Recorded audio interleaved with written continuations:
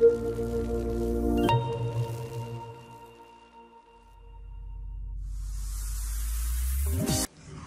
بالله من الشيطان الرجيم. بسم الله الرحمن الرحيم. الحمد لله رب العالمين. الحمد لله بما حمد الله به نفسه، ولا إله إلا الله بما هلل الله به نفسه، وسبحان الله بما سبح الله به نفسه، والله أكبر بما كبر الله به نفسه. أشهد أن لا إله إلا الله وحده لا شريك له، له الملك وله الحمد، يحيي ويميت ويميت ويحيي وهو حي لا يموت، بيده الخير وهو على كل شيء قدير. وأشهد أن محمدًا عبده ورسوله، أرسله بالهدى ودين الحق ليظهره على الدين كله ولو كره المشركون. اللهم صل وسلم وزد وبارك على نبيك وسيد رسلك، نبي الرحمة سيدنا وحبيبنا ومولانا أبي القاسم المصطفى محمد. اللهم صل على محمد وآله الأطيبين الأطهرين. السلام عليكم جميعا ورحمة الله وبركاته. إخواني وأخواتي رحمكم الله.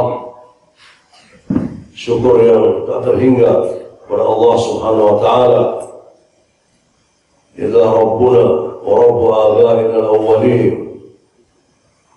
Ketika kita meyakini Allah adalah pemilik kita, Allah adalah pencipta kita, dan kita akan kembali kepadanya, ini tentu menuntut konsekuensi. Antara lain, kita harus merasa kita tidak memiliki apapun. Semua ini adalah milik Allah Subhanahu wa ta'ala. Kita diberi hak untuk memiliki hal-hal tertentu. Itu kalau kita peroleh dengan jalan yang diridhai oleh Allah Subhanahu wa ta'ala. Ini pun apa yang kita peroleh dengan jalan yang diridhai oleh Allah Subhanahu wa ta'ala, kita sama sekali bukan menjadi pemilik hakikinya. Pemilik hakiki adalah Allah Subhanahu wa ta'ala. Banyak orang-orang yang gagal dalam menyadari hal ini. Banyak orang-orang yang tidak berhasil untuk mengkondisikan dirinya sebagai milik Allah Subhanahu wa ta'ala, dan mengkondisikan apa-apa yang ada padanya adalah milik Allah Subhanahu wa ta'ala. Islam, kita bangga dengan Islam. Hampir tidak ada masalah yang kecil sekalipun yang berhubungan dengan kehidupan untuk keselamatan manusia, itu yang tidak disinggung oleh Islam, yang tidak diberikan, yang tidak diajarkan oleh Islam. Jadi ketika kita mengatakan inna lillah wa inna ilaihi raji'un, itu betul-betul harus kita pahami dan kita hayati. Kita ini tidak lain adalah lillah. Kemudian bukan cuma itu, wa inna ilaihi raji'un, kita akan kembali kepadanya. Namun dalam kehidupan yang nyata, kita sering mengatakan wa inna hadza li, wa inna hadza li, wa inna haula li. Semua adalah milikku. Padahal berkali-kali kita mengatakan inna lillah, lahul mulku wa lahul hamd. Kerajaan ini milik Allah Subhanahu wa ta'ala. Wa Rabbul alamin. Dia adalah pemilik dan pemelihara yang mengawasi alam semesta ini. Nah, kita sekarang disuruh berkorban. Kita merasa ini milik kita korbankan, padahal bukan milik kita. Ini semua yang kita lakukan adalah untuk mendekatkan diri kepada Allah Subhanahu wa taala. Allahumma hadza minka wa laka. Ya Allah, ini darimu dan untukmu. Tapi sering kita merasakan tanpa sadar, wah ini saya punya uang, ini punya saya berikan kepada Allah Subhanahu wa taala. Tapi yang benar adalah milik Allah Subhanahu wa taala yang dititipkan kepada saya, dan saya korbankan ini untuk mendekatkan diri kepada Allah Subhanahu wa taala. Rasulullah sallallahu alaihi wasallam yang merupakan Nabiul Rahmah, Nabi rahmat yang paling agung dari Allah Subhanahu wa taala adalah keberadaan Rasulullah sallallahu alaihi wasallam. Wa ma arsalnaka illa rahmatan lil alamin. Saya sering menyampaikan bahwa kita sering mendapatkan rahmat yang nampaknya kecil-kecil. Kita mendapatkan jamuan yang sederhana saja, ini kita sudah merasakan rahmat dari Allah. Kemudian kita memiliki sahabat yang baik, rahmat dari Allah. Kita memiliki pasangan hidup yang baik, memiliki keturunan yang baik, memiliki pembimbing yang baik, memiliki tetangga yang baik, adalah rahmat dari Allah Subhanahu wa taala. Kita memperoleh kesehatan, memperoleh ilmu, memperoleh harta adalah rahmat dari Allah Subhanahu wa taala. Namun ini semua kecil dibanding keberadaan Rasulullah sallallahu alaihi wasallam. Rahmat-rahmat yang tadi kita sebutkan itu terbatas sama orang-orang tertentu, dalam waktu tertentu, di tempat tertentu. Namun Rasulullah adalah rahmatan lil alamin. Untuk hal-hal yang kecil-kecil saja kita menjaganya. Lalu apakah kita menjaga Rasulullah sallallahu alaihi wasallam? Jadi selawat sebanyak apapun yang kita sampaikan, kita masih belum merasa cukup dalam menjaga dan mensyukuri rahmat yang lil alamin. Kita belum mampu untuk mensyukuri bagaimana nikmatnya kita menjadi umat Sayyidil Anbiya wal Mursalin, Abil Qasim al Mustafa Muhammad. Allahumma salli ala Muhammad wa ali Muhammad. Karena itu saudara-saudara sekalian, ini syukur ini tidak boleh berhenti, salawat tidak boleh berhenti. Termasuk ciri-ciri pengikut Ahlul Bait. Banyak sekali yang disebutkan oleh para imam. Saya kutipkan misalnya ucapan dari Imam Muhammad Al-Baqir alaihissalam kepada salah satu murid beliau yang bernama Jabir, ketika mensifati ciri-ciri orang-orang pengikut Ahlul Bait atau Syiah Ahlul Bait. Beliau mengatakan, "Ma syi'atuna illa man ittaqallaha wa ata'ah." Syiah kami, pengikut kami tidak lain yang bertakwa kepada Allah dan taat kepadanya. Kemudian wa ma kanu yu'rafuna illa bit-tawadhu'i wat-takhashshu'i wa ada'il amanati wa kathrati dzikrillah was-salah was-shaum wat-ta'ahud bil jiran wal masakin wal gharimin, dan seterusnya. Jadi Syiah kami itu dikenal dengan tawadhu, merendahkan diri, jauh dari sifat-sifat kesombongan, tidak sedikit pun memiliki rasa sombong. Ini harus diperangi untuk menjadi pengikut Ahlul Bait, untuk menjaga syukur kita ini. Kemudian takhasyyu', ada khusyuk, nampak dalam perilakunya bahwa dia mementingkan ibadah. Ya, bukan ibadah asal-asalan. Dia ketika beribadah, terutama sholat, betul-betul dia siapkan. Jangan sholat asal-asalan, apalagi sampai menyia-nyiakan di akhir waktu. Dan ini bukan sekali dua kali, hampir selalu sholatnya di akhir waktu. Lalu dia mengaku sebagai pengikut Ahlul Bait. Kemudian wa ada'il amanah, menyampaikan amanat, tidak berkhianat. Kalau dititipi orang, dijaga betul, disampaikan kepada yang memiliki amanat. Jangan sampai dia berkhianat. Na'udzubillah min dzalik. Kemudian wa kathrati dzikrillah, banyak zikir kepada Allah, kemudian banyak salat, banyak puasa, menjaga hubungan dengan tetangga dengan sebaik mungkin. Memang kita merasakan kita banyak kekurangan, namun harus ada upaya-upaya nyata untuk memperbaiki semua ini. Kemudian dekat dengan orang-orang miskin, itu juga ditekankan oleh para imam Ahlul Bait. Dan ini yang membuat hati kita menjadi bersih, hati kita menjadi lembut ketika kita dekat dengan orang-orang miskin. Sebaliknya, dekat dengan orang-orang kaya itu bisa menjadikan hati kita keras. Na'udzubillah min dzalik.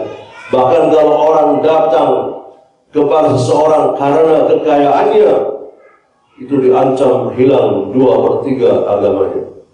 Man ata ghaniyan li ghina faqad dhahabat thulutha dinih. Barang siapa yang datang kepada orang kaya karena kekayaannya, maka telah hilang 2/3 agamanya. Ini hati-hati. Kadang-kadang kita kedatangan orang kaya, sambutannya beda. Datang orang miskin, kita tidak pedulikan. Hati-hati hal ini. Ini tarbiyah Rasulullah dan Ahlul Bait alaihi wassalatu wassalam. Jadi saudara-saudara sekalian, kalau kita sering mendengar adalah Idul Kurban, kurban ini yang paling penting adalah bagaimana kita mengorbankan perasaan-perasaan yang tidak berarti kita lepaskan ini. Kita sembelih hawa nafsu yang akan mencelakakan kita. Kita buang jauh-jauh. Kemudian kenapa orang ketika berkorban mencari orang-orang miskin? Ini supaya dia dekat dengan orang miskin. Jangan dekat hanya untuk menjadi menunjukkan bahwa dia sebagai pemberi, dia merasa berjasa kepada orang miskin. Tidak. Namun dia harus dekat untuk mendapatkan ridha Allah Subhanahu wa taala, ridha Rasulullah sallallahu alaihi wasallam, dan ridha a'immah Ahlul Bait, khususnya imam zaman kita, sahibul asri wal zaman, ajjalallahu ta'ala farajahu syarif. Ketahuilah imam zaman banyak berada di kalangan orang-orang miskin. Jadi kesempatan kita dalam berkorban ini ketika kita membagikan daging korban yang tidak seberapa kepada orang-orang yang, terutama prioritasnya orang-orang yang miskin, ini adalah upaya pendekatan kita kepada mereka. Ketahuilah ini adalah sarana untuk meningkatkan derajat kita di sisi Allah Subhanahu wa taala. Saya akan tutup dengan kalimat dari Imam Hussein alaihissalam bahwa orang-orang butuh kepada kamu itu adalah nikmat. Jangan kamu bosan dan kamu sia-siakan nikmat ini, nanti kamu akan binasa. Jadi hakikatnya hajatun nas ilaika ni'mah fala tudayyi'ha. Jadi hajat orang-orang itu kepada kamu adalah nikmat dari Allah untukmu. Memang ini perlu latihan.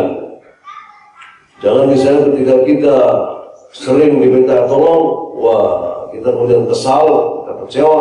Sebaliknya, ini adalah taufik dari Allah Subhanahu wa taala.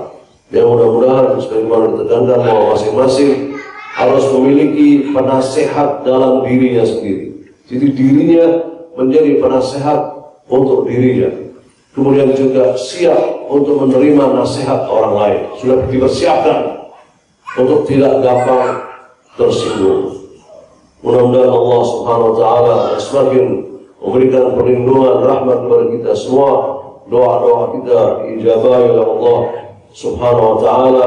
Hajat kita ditunaikan oleh Allah Subhanahu wa taala, dan ibadah kita diterima oleh Allah Subhanahu wa taala. Aidukum mubarak wa as'adallah ayyamakum wa kullu am wa antum bi khair. Walhamdulillahi rabbil alamin. Bismillahirrahmanirrahim. Inna a'tainakal kautsar fashalli li rabbika wanhar. inna syani'aka huwal abtar. Masing-masing berdoa sesuai hajat masing-masing.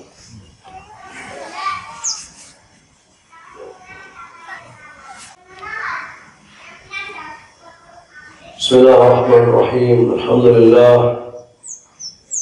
Alhamdulillah nahmaduhu wa nasta'inuhu wa nastaghfiruhu wa natawakkalu alayhi wa nusalli wa nusallimu ala habibihi wa najibihi wa safiyyihi wa khiyaratihi min khalqihi hafidhi sirrihi wa muballighi risalatihi bashiri rahmatihi wa nadhiri niqmatihi habibina wa habibi ilahil alamin Abil Qasim al-Mustafa Muhammad Allahumma salli ala Muhammad wa ali Muhammad wa ali at-tayyibin at-tahirin al-hadin al-mahdiyyin Asyhadu an la ilaha illallah wahdahu la syarika lah wa asyhadu anna Muhammadan abduhu wa rasuluh arsalahu bil huda wa dinil haqq liyudhhirahu ala ad-din kullih walau karihal musyrikun.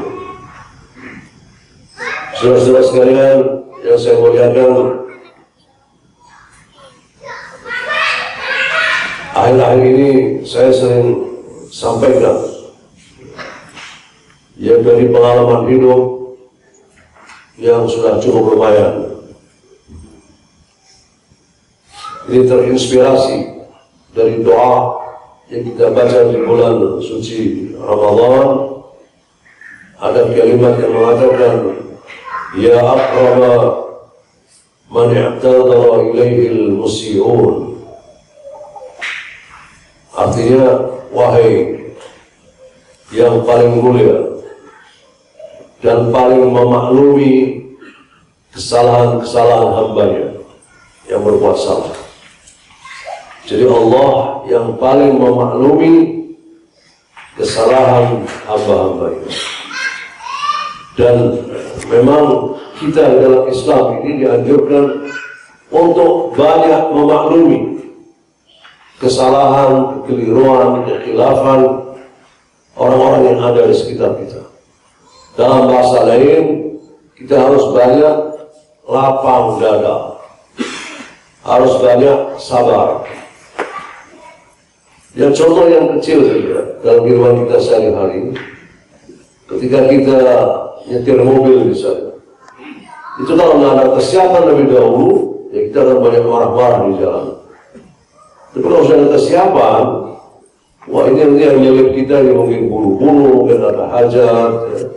Yang nyetir ngawur-ngawur, mungkin sedang stres, ya. Mungkin buru-buru mau kerja, jadi kita maklumi aja sudah. Apapun yang terjadi kita maklumi. Akibat mikro semacam ini. Imam Khomeini qaddasallahu sirrahu syarif itu beliau beberapa kali mengatakan bahwa kita ini hidup bukan bersama anbiya wal mursalin. Kita hidup bukan bersama para nabi. Kita hidup dengan orang-orang seperti kita juga. Seperti kita-kita ini. Yang mungkin keliru, mungkin salah, mungkin lupa. Hal-hal yang bisa mengganggu kehidupan berjamaah komunitas kita ini adalah ketika orang itu gampang-gampang tersinggung, gampang-gampang emosi, gampang-gampang mengambil sikap. Ini sangat berbahaya. Dan Nabi kenapa mengatakan la taghdab, la taghdab, la taghdab, isbir, innama yuwaffas sabiruna ajrahum bighairi hisab. Jangan marah, kata Rasulullah. Sabar. Ini sabar, ini fadilahnya luar biasa. Antara lain dari yang saya baca, Allah akan memberi pahala orang-orang yang sabar tanpa hisab, tanpa batas. Bayangkan, kita ini sangat sedikit sholat malam. Apalagi sholat malam, sholat sunnah siang pun sedikit sekali. Hampir tidak pernah puasa sunnah misalnya. Kemudian juga terus nggak sabar lagi. Wah, payah. Jadi sabar ini mesti modal utama kita dalam menggapai kemuliaan. Hidup sekali lagi adalah perlombaan.